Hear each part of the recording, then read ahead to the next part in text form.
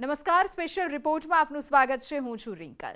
Russia અને યુક્રેનનો વિવાદ હવે ચરમસીમા પર પહોંચી ગયો છે.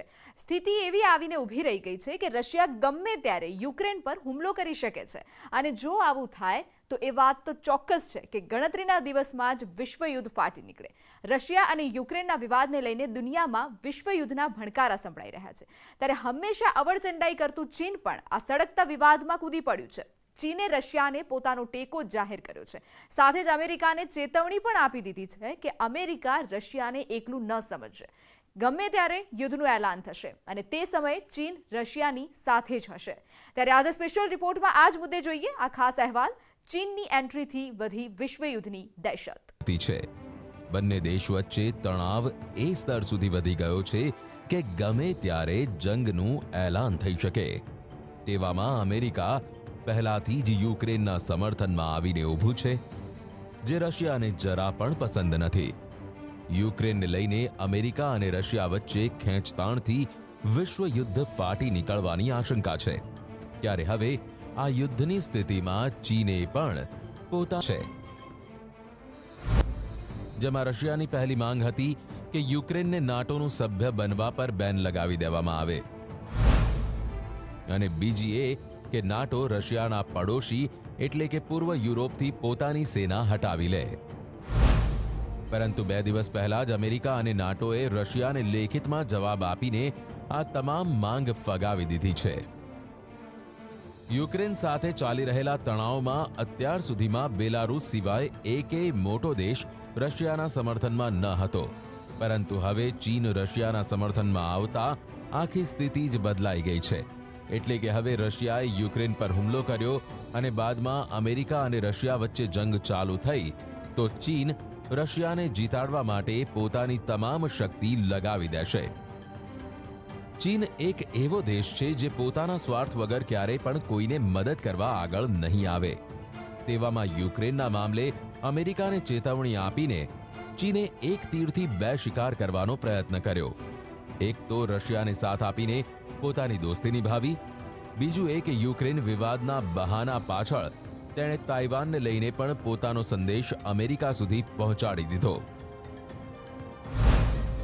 જેમ રશિયા યુક્રેનને પોતાનો ભાગ માને છે તેવી જ રીતે ચીન પણ તાઇવાનને પોતાની જ સંપત્તિ સમજે છે. ચીન 72 વર્ષથી તાઇવાન પર કબજો કરવાના સપનાઓ જોઈ રહ્યું છે. ચીનના રાષ્ટ્રપતિ શી જિનપિંગ તો ખુલીને કહી ચૂક્યા છે કે કોઈ પણ ભોગે તેઓ તાઇવાનને ચીનમાં સામેલ કરીને જ રહેશે.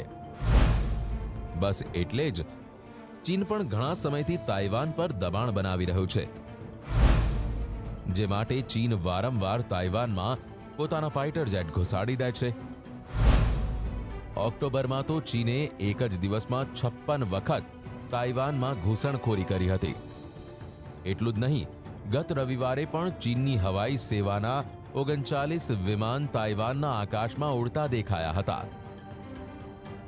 ચીન તાઇવાનને પોતાનામાં સામેલ કરવાના સપના જોઈ રહ્યું છે, પરંતુ આ સપનાને પૂરું કરવામાં અમેરિકા ચીનને નડતર રૂપ બને છે. કારણ કે અમેરિકામાં એક કાયદો બનેલો છે કે તાઇવાન પર હુમલાની સ્થિતિમાં અમેરિકાએ તાઇવાનને મદદ કરવી પડશે, જેને લઈ ગત વર્ષે જો બાઇડન પણ સ્પષ્ટ કરી ચૂક્યા છે કે જો ચીન તાઇવાન પર હુમલો કરશે, અમેરિકા તાઇવાનની સાથે જશે. બસ એટલે જ ચીનના વિદેશ મંત્રીએ મોકાનો લાભ લઈને તાઇવાન મુદ્દે પણ અમેરિકાને ચેતવણી આપી દીધી. યુક્રેનની પડખે અમેરિકા અને નાટો ઊભા છે, તો બીજી તરફ હવે રશિયાની સાથે બેલારુસ ઉપરાંત ચીન પણ આવી ગયું છે.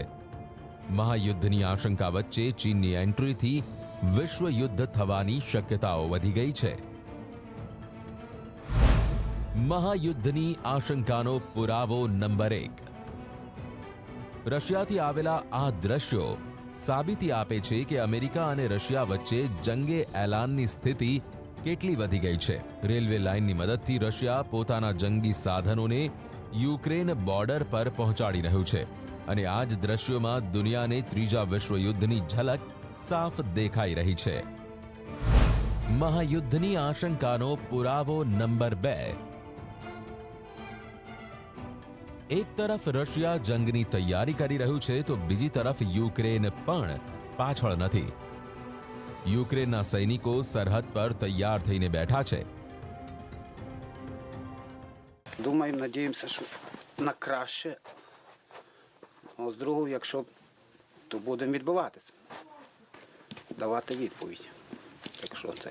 Але надіємося, що нападу не буде. મહાયુદ્ધની આશંકાનો પુરાવો નંબર 3. આ સેટેલાઇટ તસવીરો જુઓ. આ યુક્રેન સરહદ પર રશિયાની વધતી સેનાનો પુરાવો છે.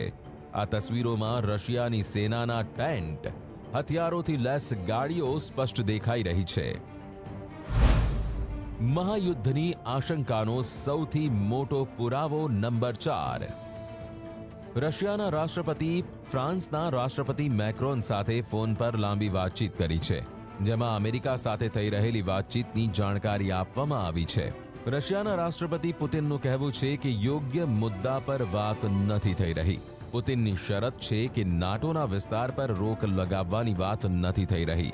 યુક્રેન નાટોમાં સામેલ નહીં થાય તેના ઉપર પણ આનાકાની કરવામાં આવી રહી છે. એટલું જ નહીં, રશિયાની સરહદ પાસે મિસાઇલ ઊભા રાખવામાં ન આવે તે શરત પણ નાટો માની રહ્યું નથી. ત્યારે આવા સમયમાં પોતાના દેશ અને સરહદની સુરક્ષા કરવી રશિયાનો મૌલિક અધિકાર છે. એટલે જ રશિયા પોતાની સરહદ પર સૈનિકોની સંખ્યા વધારી રહ્યું છે. સરહદ પર રશિયાના સૈનિકોની ગોઠવણી હમણાંની નથી. 1000થી પણ વધુ દિવસથી રશિયા યુક્રેનને 3 તરફથી ઘેરીને બેઠું છે. તેવામાં યુદ્ધની સ્થિતિને ટાળવા માટે ઘણી વખત બેઠકો અને ચર્ચા કરવામાં આવી છે. તેમ છતાં બંને દેશ વચ્ચે તણાવ દિવસે ને દિવસે વધતો જઈ રહ્યો છે. હવે અમેરિકી રાષ્ટ્રપતિ જો બાઇડને પણ આશંકા વ્યક્ત કરી દીધી છે કે રશિયા અને યુક્રેન વચ્ચે મહાયુદ્ધ થઈને જ રહેશે. સમાચારોમાં અત્યારે સમય થયો છે એક વિરામ. અમેરિકી રાષ્ટ્રપતિ જો બાઇડને તો આશંકા વ્યક્ત કરી દીધી છે કે રશિયા અને યુક્રેન વચ્ચેની જંગ વિશ્વયુદ્ધને આમંત્રણ આપશે. હાલમાં રશિયા અને યુક્રેન વચ્ચે દિવસે ને દિવસે તણાવ વધી રહ્યો છે. રશિયા યુક્રેન સરહદ પર સૈનિક અને હથિયારોનો ખડકલો કરી રહ્યું છે. એવામાં હવે ચીનનો સાથ મળતા રશિયાની હિંમતમાં પણ વધારો થયો છે.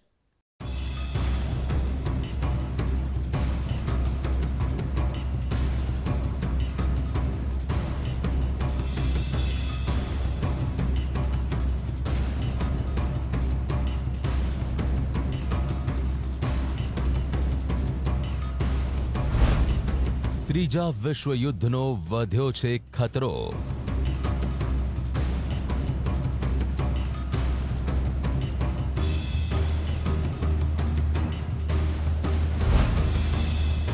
જો બાઇડનની આશંકા, મહાયુદ્ધ નિશ્ચિત છે.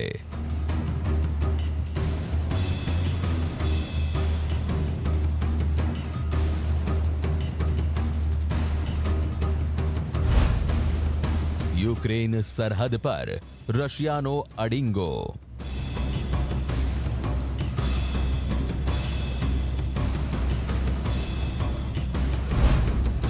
રશિયાને જવાબ આપવા નાટો સેના તૈયાર.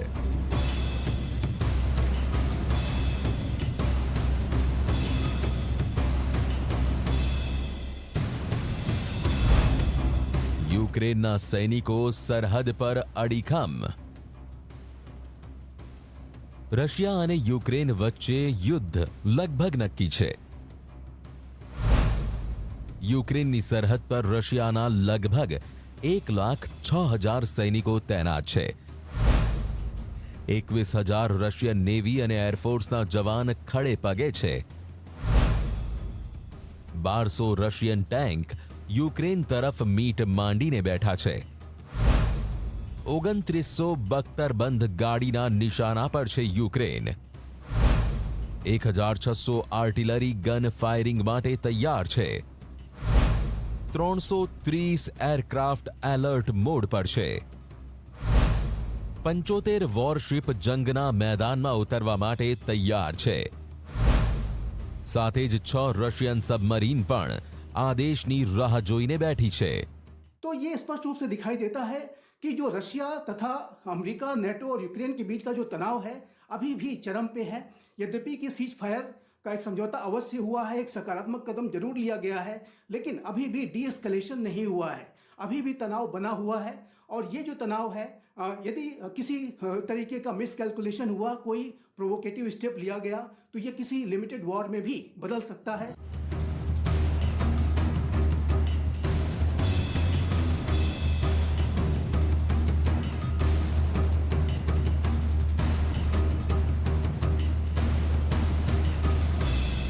રશિયા અને યુક્રેન વચ્ચે લગભગ જંગ થવાનું નક્કી મનાઈ રહ્યું છે। ત્યારે જંગમાં યુક્રેનને હરાવવા માટે રશિયાએ તમામ પ્રકારની તૈયારીઓ કરી લીધી છે। રશિયાની સેનાએ યુક્રેન પર 3 દિશામાંથી હુમલો કરવાનો પ્લાન બનાવ્યો છે, જેમાં રશિયાએ જમીન, હવા અને સમુદ્રમાં પોતાના અત્યાધુનિક સાધનો સજ્જ રાખ્યા છે। वर्तमान समय में रशिया ने यूक्रेन को ईस्ट, नॉर्थ और साउथ के क्षेत्रों से घेर रखा है। जो ईस्ट का डॉनबॉस रीजन है, जो डोनेट्स्क और लुहांस्क प्रोविंसेस यूक्रेन के हैं, वहां पर रशिया अपने फोर्स के डिप्लॉयमेंट को लगातार बढ़ा रहा है। रशियन बैक्ड जो रेबल्स हैं, जो लगभग 30,000 की संख्या में हैं, उन्हें रशिया लगातार सशक्त बनाने की कोशिश कर रहा है।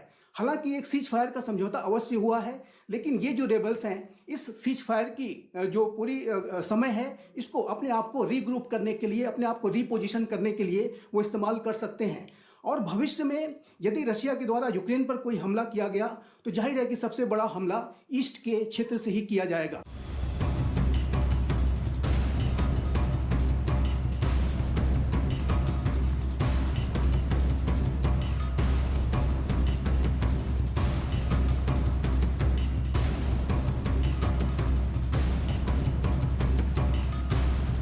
રક્ષા વિશેષજ્ઞોનું માનીએ તો રશિયાએ પાડોશી યુક્રેન પર દબાણ ઊભું કરવા માટે પોતાના 1 લાખ સૈનિકોની સાથે સાથે પોતાની પેરા ટ્રુપર વિંગને પણ સરહદ પર તૈનાત કરી દીધી છે।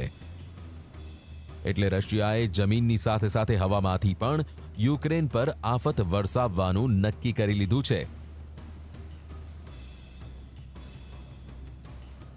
એટલું જ નહીં, રશિયાએ બેલારૂસની પશ્ચિમી બોર્ડર પર જેટ મિલિટરી ડ્રિલ કરીને પણ પોતાની શક્તિનો પરચો બતાવ્યો છે। આ કોઈ સામાન્ય યુદ્ધાભ્યાસ નથી, પરંતુ અમેરિકા અને નાટો દેશને રશિયાની ખુલ્લી ચેતવણી છે, કારણ કે જ્યાં યુદ્ધાભ્યાસ થયો તે જગ્યા નાટો દેશથી ખૂબ જ નજીક છે। अमेरिका पहले से ही हाई अलर्ट मोड में है। अमेरिका ने अपने कम्बैट रेडी ट्रूप्स को हाई अलर्ट मोड में रखे हुआ है और ये संख्या 8,500 की है। अमेरिका यूक्रेन को जेवलिन और स्ट्रेंजर्स मिसाइलें भी दे रहा है और ये सैकड़ों की संख्या में ऐसी मिसाइल्स यूक्रेन को प्रोवाइड कराई गई हैं। नेटो कंट्रीज ने ईस्टर्न यूरोप में अपने मिलिट्री डिप्लॉयमेंट्स को बढ़ाना शुरू कर दिया है। नेटो कंट्रीज अपने वेस्टर्न यूरोप के जो डिप्लॉयमेंट्स हैं, वहाँ से शिफ्ट करके उसे ईस्टर्न यूरोप में तैनात करने के बारे में भी गंभीरता के साथ विचार कर रहे हैं। नीदरलैंड्स, डेनमार्क, स्पेन, फ्रांस जैसे राष्ट्रों ने अपने मिलिट्री डिप्लॉयमेंट्स को पहले ही भेजना शुरू कर दिया है। जो अन्य नेटो कंट्रीज हैं, वो भी इस बात पर गंभीरता से विचार कर रहे हैं कि किस तरीके से रशिया के विरुद्ध ईस्टर्न यूरोप में जो position of strength NATO countries की है, अमेरिका की है, यूक्रेन की है, उसे मजबूत किया जाए।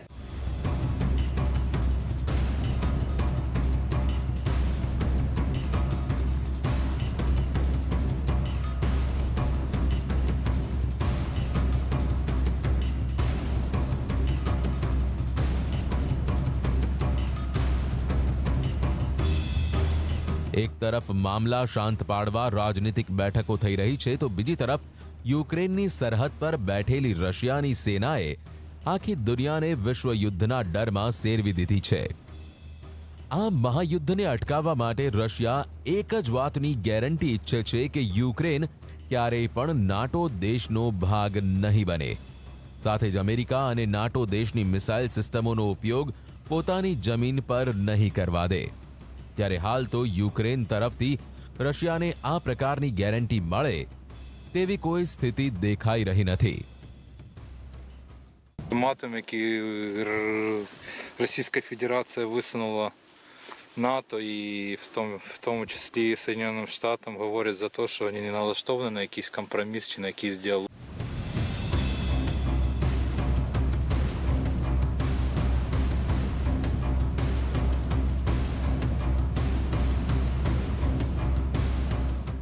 યુક્રેન ભલે રશિયાનો પાડોશી હોય પરંતુ તે નાટો દેશ સાથે પોતાને વધારે સુરક્ષિત માને છે.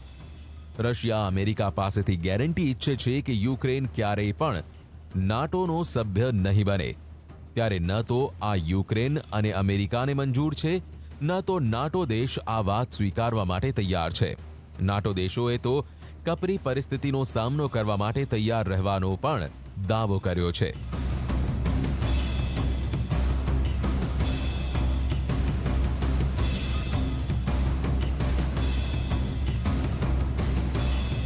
ત્યારે આ બધી જ તનાતની વચ્ચે રશિયાએ યુક્રેન સરહદ પર પોતાના સૈનિકોની તૈનાતી વધારી દીધી છે.